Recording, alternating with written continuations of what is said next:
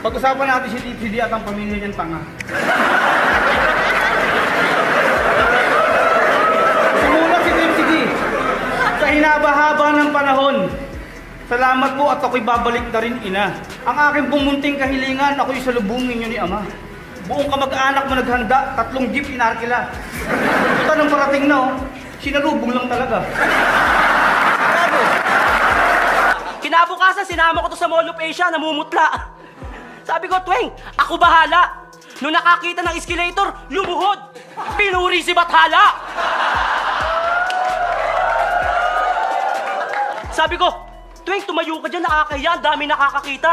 Di niya ako pinapansin, nakatitig lang sa estatwa ni Jollibee, maya-maya, lumapit. Nagsabit ng sampagita. Putang ina, sumakit ulo ko sa yung hayop ka. Si Tyke, ang batang nangarap magkaroon ng sapatos na Nike. Alam niyo ginawa? Nagnakaw ng bike. Sinakay niya sa trike. Kitang-kita ni Syke. Kailan lang nag-trending sa Facebook, ang dami nag-like. English pa yung caption. Tinalo si Mike. I'm the real fucking MC and this is my life. Nanonood kami sa Davao ni Enigma ng NBA. Sabi ko, Arik, lipat ko muna sa balita. Sabi sa ni Enigma, sige Price, tingnan natin. Paglipat ko sa kabilang channel, lumabas yung commercial ni Gago. Bago lang eh. Sabi ko, anak ng putya. Sabi naman ni Enigma, tangina Price, ang labo. Bakla ang puta. Nakatanggap ng telegrama ang inyong lingkod na Andrade. Mula sa malayong kalugaran, sila'y tulungan daw ang sabi. Dahil kailangan kong pumatay ng halimaw na panay bukang bibig daw ay tae. Bit-bit ang aking espada. Natanaw ko ang halimaw, nagbabalak pang magtago. Kinailangan kong umatake ng mabilis bago siya tuluyan na maglaho. Huminga ako ng malalim at putang ina ang baho. Ito, true story. Tinext niya ako dati, sabi, Bra, pag may 2 on 2, please, kampi tayo dapat. Nasa tanggap niya yung text ko na, buti naman may kitagin na ako nahanap. At pag-reply niya sa akin ng yes, gagalingan ko talaga, salamat. Kasabay nung pahabol kong text na, ay, wrong send, kay Apex pala dapat. Isa ako sa mga batang namulat sa sitwasyong ang rap ay kritikal.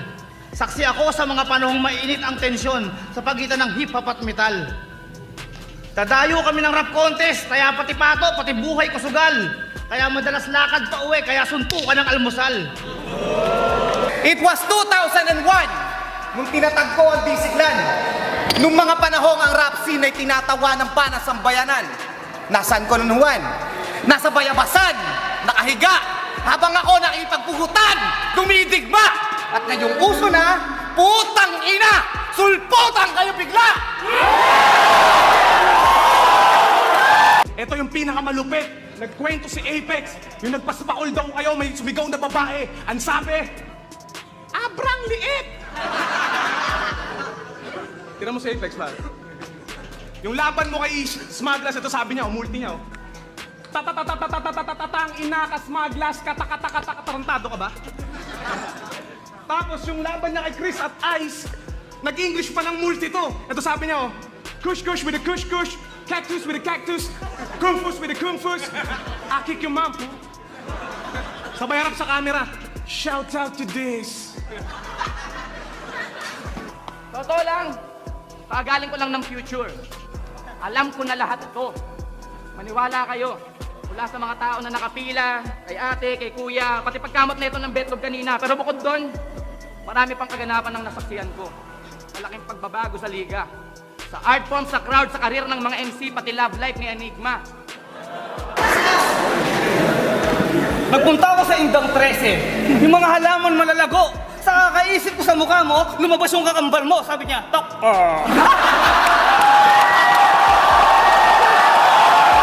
Pero nung i-check-in na sila kahapon ni Enigma, mararamdaman mong may kabang bata. First time na itong pumasok sa hotel. Nagreklamo agad ang gago. Maliit lang daw yung kwarto, wala din daw TV at radyo. Nagalit pa nung may pumasok na iba. Putang ina mo, nasa elevator ka pa lang, nagre-reklamo ka na. Pero hindi, alam ba ako? Alang-alang sa mga tropa at kinubaka yung titi ng Koreano.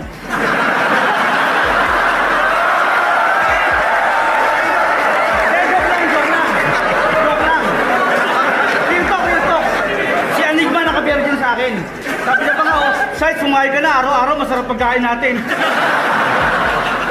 Alam nyo bang nagpa-event kami sa Antipolo? Ang title, Rehip Mo. Guess sila mga uprising. At lap trip kami dito. Kasi sobrang dami ng tao. Tapos biglaang dumating si Gago. Kaya sabi ko, uy, Saito, di ka dito.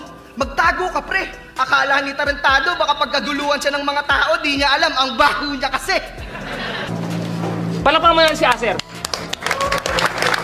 Galing pa yan Neba-Nebaland. Diyan lang sa Pasay. Sa Mawa, Tumbobo, umiiyak pa ng todo. Sa wakas, nakita niya na raw yung globo. Pero wag ka. Nung kumain sila na Enigma sa restaurant, grabe. Nag-post yan, sobrang sarap na ng pagkain. Hashtag ayaw niya ng itae. Bakit? Papalag ba kayo sa amin pag hinamon namin kayo na suntukan? Oo! Sagot! Oo! Diyan, tangina mo, nung napaaway si Jen at Mike, hindi nyo man lang tinulungan? Nasaan kayo nun? Nasaan kayo nun? Nagsitabi! Habang ang gumit na ay kami! Imbis na makiawat, masinuna mo pang yayain si Smagla, sumindi! Magkasama tayo nun, ha? Tangina ka! Ang aangas sa battle pero sa personal, mga bahagang buntot. Di ba magkasama tayo sa labas nung hinamon ka ni Sherna ng suntukan? Wala kang nasabi nun. Kundi, bata pa ako eh. Puta matapang na ba yun? Nung hinata kita palayo, dun ka palang nagsabi ng, bitawan mo ko Poison, di ako papayag ng ganun. Putang ina ka. May bala ka pang ituro sa amin ang tamang landas?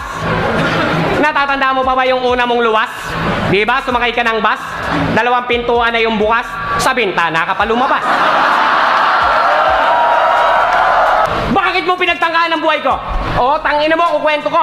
Gusto yung real talk? Seryoso, seryoso. Nung nakarang 25, galing ako sa gig, pagod na pagod ako. Pag uwi ko sa bahay, nakatulog ako. Bigla tong pumasok.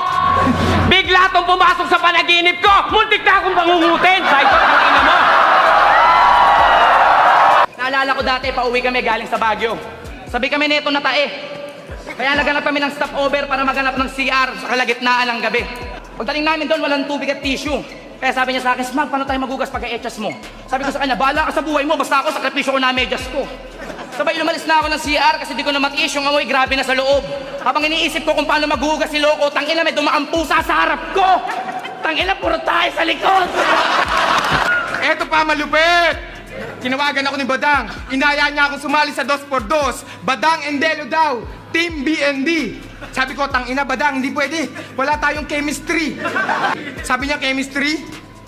Ano ba yun? Saan ba yung tumutubo? Tangina Badang to! Akala chemistry puno! Pero, mabait akong kaibigan. Kinure ko siya. Sabi ko, Badang, chemistry, parang ugnayan yun. Pwede ring subject kasi may P6 din.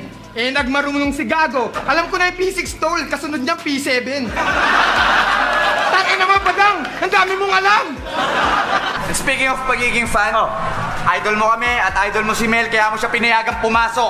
Sa bahay niyo't pinatira mo siya, pero deep inside, ang tingin mo sa kanya ay buraot. Yung kabaitan mo ay nahahaluan ng kababuyan at si Romel ang inabot. Yung fried rice na pinakain niya sa'yo, Mel, rice, sinaluan niya ng kulangot. Pag may show tayo sa malayo, ako yung pangharang nyo sa gera. Kapag malupet ang kabatel, Delo, maupo ka na muna. Kaya pala nung battle, yung battle nila hindi niya matanggap. Kaya after nun, hindi na daw namansin. Ultimo si Arik, hindi na kinumpronta. Nagmukmuk ka na lang daw mag-isa sa comfort room, di ba? Kasi nundang ka ni Apex para i-comfort ka. Real talk, tangina. Nakaganto pa daw siya sa pader habang inihimas yung likod niya. Sabi ni Apex, ayos lang yan tol, talo talaga pag pikon ka. Kasi sabi niya sa akin dati siya raw si Bakunawa, kain daw tong araw nyo. Di ba ang kinain ni Bakunawa, buwan? Tapos alam ko na raw na tae siya, ba't di pa raw ako umiwas? Aminadong tae. Tapos sa totoo raw na nagbarko siya, at hindi na raw bipres ang gamit niya, snowbeer na. So aminado, mabaho hininga. Ang galing di ba, nagre-rebat ka, tinitira mo sarili mo. Pero ikaw, kaya namin lokohin. Natatandaan mo yung unang beses na pinasmoke kita? 2 puff, sabi niya, high na daw. Ulul! Paano ka tatamaan doon yung pinasmoke ko sa'yo? Tain ng kalabaw. Ano kala mo? Ano kala mo? Hini-smoke mo, may THC? Ulul! Hindi mo alam yung pinasmoke ko sa'yo ay TAE. 2008, kuha pa sa kwarto mo yan, pre. Sa tagal ng panahon, di ko kayang itanggi na wala na akong maalala bukod sa kama mong mapanghe. Di pa tayo neto pamilyado parehas. Pero ikaw, halos umiinom ka pa ng gatas nung tanga. Kasi ako, dependent na ako nung nakilala mo ako noon, ikaw mamasboy ka pa.